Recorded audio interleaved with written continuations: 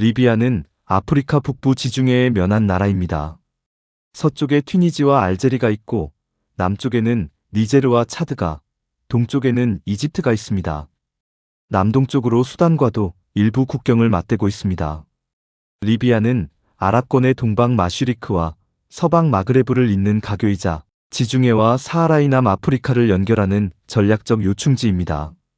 리비아는 지중해 연안의 평탄한 해안지대와 나머지 대부분의 사막지역으로 이루어져 있으며 일부 산악지대가 있습니다.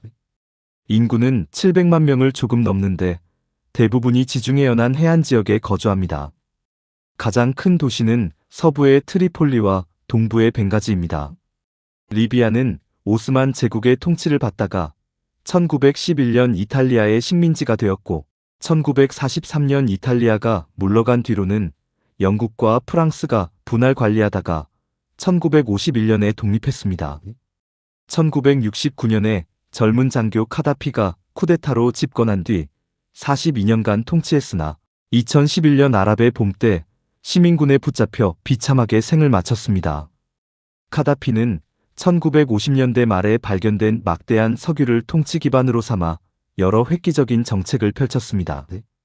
대학까지 무상교육을 실시하고 무료 의료 혜택을 제공했으며 신혼부부에게 결혼 자금을 지원하기도 했습니다. 그러나 한편으로는 가혹한 인권 탄압으로 악명을 떨쳤고 결국 국민의 저항에 부딪혀 불행한 종말을 맞았습니다. 카다피 사후에도 리비아는 석유 이권을 둘러싼 세력 다툼과 외세의 개입으로 내전이 계속되어 동부와 서부에 별개의 정부가 들어서 있는 불안한 정세를 이어가고 있습니다. 카다피 집권 시기에 리비아는 만성적인 물 부족 문제를 해결하기 위해 사하라 사막의 지하수를 해안까지 끌어오는 대수로 사업을 펼쳤습니다. 이 사업에는 한국의 동아건설이 주도적인 역할을 했습니다. 이 거대한 인공강은 오늘날에도 리비아의 생명줄 역할을 하고 있지만 계속되는 내전으로 인한 시설 파괴와 관리 부재는 여전히 해결해야 할 과제로 남아 있습니다. 리비아 인구의 약 97%는 아랍인과 북아프리카 원주민인 베르베르인의 혼혈로 이루어져 있습니다. 오랜 세월 동안 아랍인과 베르베르인이 섞여 살아 두 민족은 구분이 어렵지만 서부 산악지대를 중심으로 고유의 언어와 문화를 지켜가는 베르베르인들이 전체 국민의 약 10% 내외를 차지하고 있습니다. 리비아에는 약 140여 개의 부족이 존재하며 같은 아랍베르베르 혈통이라도 어느 부족이냐에 따라 정치적 입장이 갈립니다. 카다피는 이 부족 간의 세력 균형을 이용해 42년을 통치했고 현재 동부와 서부로 나뉜 내전 양상 역시 지역 기반의 부족 간 이권 다툼의 성격이 강합니다. 리비아는 인구의 95% 이상이 아랍어를 모어로 사용합니다. 뉴스, 교육, 정부 문서, 종교 행사에서는 표준 아랍어가 쓰이지만 일상생활에서는 리비아 아랍어가 널리 쓰입니다.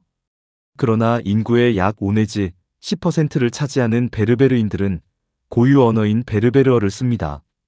베르베르어는 카다피 시절에는 엄격히 금지되었지만 2011년 혁명 이후 베르베르인 거주 지역에서 언어 부흥 운동이 활발합니다.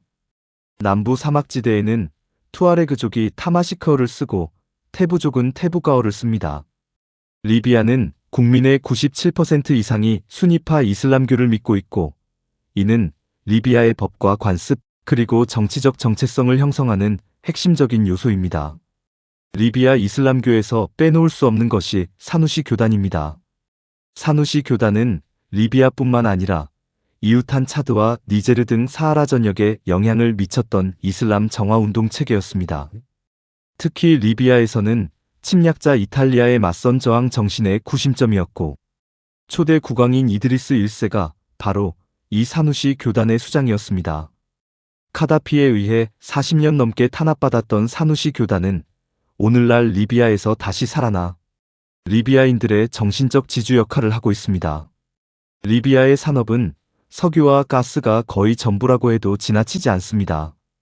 이 자원에서 나오는 수입이 국가 재정의 95% 이상을 차지합니다. 석유는 리비아의 돈줄인 동시에 내전 세력들이 이를 차지하기 위해 싸우는 갈등의 씨앗이기도 합니다. 리비아는 세계적인 그리스 로마 유적과 아름다운 지중해 해안선을 가지고 있지만 관광업은 사실상 마비 상태입니다. 한국을 비롯해 많은 나라가 리비아를 여행 금지 국가로 지정해 놓고 있습니다. 비록 위험한 정세 때문에 외국인 관광객은 거의 없지만 리비아에는 유네스코 세계유산이 여러 곳이 있습니다. 트리폴리 동쪽 인근에 있는 레프티스 마그나는 아프리카의 로마라 불리는 곳으로 로마 제국 도시 중 가장 보존 상태가 뛰어난 유적 중 하나입니다. 트리폴리 서쪽 인근에 있는 사브라타는 기원전 500년경 페니키아인들이 세운 항구 도시로 바다를 배경으로 서 있는 거대한 고대 로마 극장이 압권입니다. 동부 샤하트 인근의 키레네는 고대 그리스 철학의 한 학파인 키레네 학파의 발상지로 아폴로 신전 등이 그리스 건축의 정수를 보여줍니다.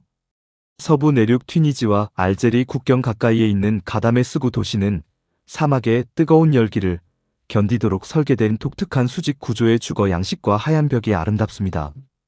남서쪽 알제리와의 국경 가까이에 있는 타드라르트 아카쿠스는 선사시대 암각화들이 있는 곳입니다.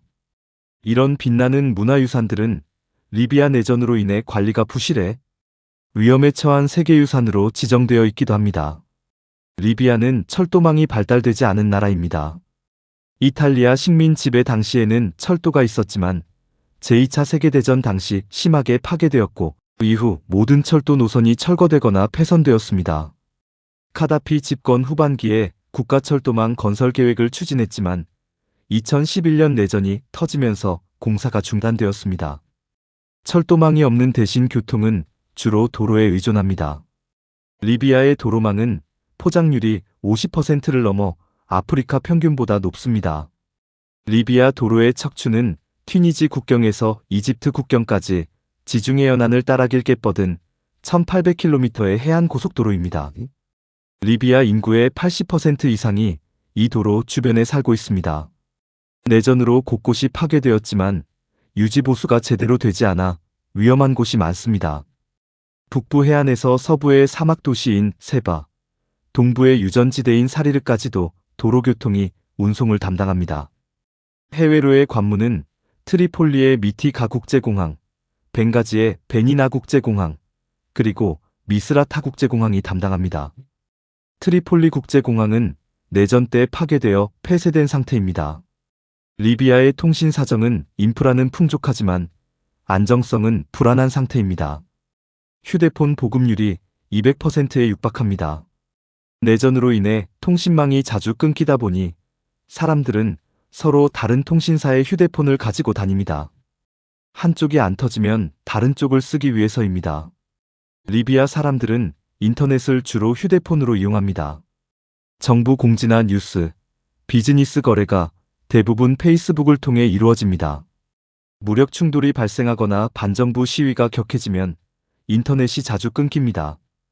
전력난 때문에 기지국이 멈춰서면 휴대폰이 안 되는 일도 빈번하게 일어납니다. 리비아의 독재자 카다피가 사라진 지도 15년이 되어 가지만 리비아의 정정은 여전히 불안하기만 합니다. 아프리카에서 석유가 가장 많이 매장되어 있는 나라 리비아가 언제나 정치적 안정을 찾을까요? 그래서 세계인들이 자유롭게 리비아에 있는 고대 그리스 로마 유적을 탐방할 수 있을까요?